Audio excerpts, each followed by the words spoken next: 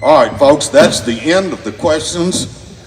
I'm going to give each of the candidates 1 minute to sum what they've talked about tonight or whatever they think is most important, kind of like a reverse stump speech at the very end of it. And we're going to start with Ms. Charlotte. I get the best questions. Todd, I just want to say to you, and I'm calling your name, are you saying that other members in the General Assembly are not doing what they say they are doing? I just want to say that. Now, in terms of me, I'm Charlotte Bergman. I am the reconciliation candidate that is running.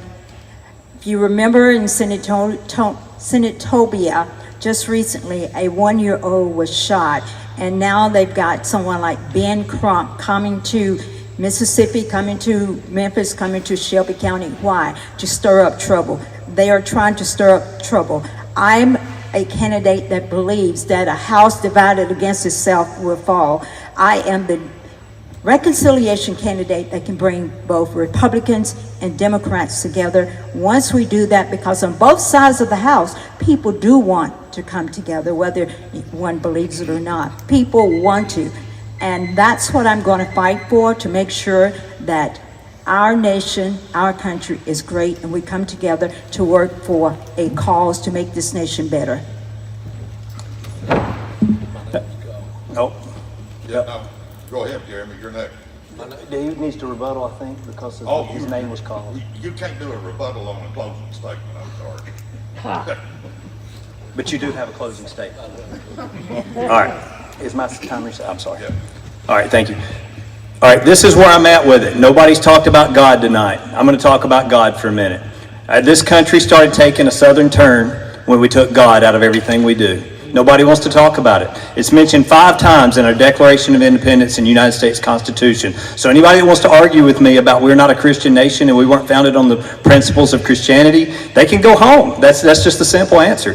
You do not have to come to the United States and live the good lives that we and our ancestors have built and stay here and continue to contaminate our processes, our livelihoods, and what we believe is good. Men and women have fought and died for now 250 years to sustain this nation, not to let panty-waisted politicians to go to D.C. and get caught up in the conversations that represent less than 1% of what's going on in America, for us to be overrun by a bunch of people that don't believe like we do. So we started this country with 7 articles, 27 amendments. We now have 220,000 laws that we have to go by. We have to get rid of that. We have to get government back accountable to the people, not the other way around. Thank you. Thank you. I want to thank y'all for coming out. This makes it a lot easier when y'all come together for us to find voters than for us to go out and try to find the voters, which we do each and every day. Look, thank y'all for coming. Richard, thank you for the questions. Look, I am the senator who has fought and not backed up. I'm the senator who fought and won. I fought crime in Memphis when we were talking about making Memphis matter, by making Memphis safe. My efforts led to the President Trump sending the Memphis Safe Task Force to Memphis to cut crime in half. I have led on efforts of illegal immigration. I carried a lot of the legislation that was White House-backed legislation dealing with immigration in the state Senate this past year. And I also have fought China. I have stood up and fought China to ensure that they don't get our farmland, that they don't get our mineral rights underneath our farmland, and that they don't get our intellectual property and trade secrets through funding of lawsuits.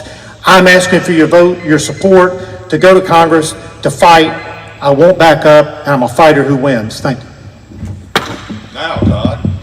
Thank you, Mr. Richard, and thank y'all again for being here. Once you get to know me, once you'll find out more about me, I'm pretty much a straight shooter. You know, I'm gonna get to the point real quick. I'm not gonna talk 5 minutes to get a point across. It should take 30 seconds. No, I didn't say the General Assembly didn't do their job. The point I was trying to make, Charlotte, is we could have done a better job crafting a better bill. But we were called in under a special session, and the books were cooked. That's what really happened. So anyway. And Richard knows that. He's down there enough in Nashville. He knows what went on. But again, it's an honor to be here with you tonight. Thank you for coming out in the weather. Be safe driving home. There's one promise I want to make you if you give me the opportunity to earn your vote.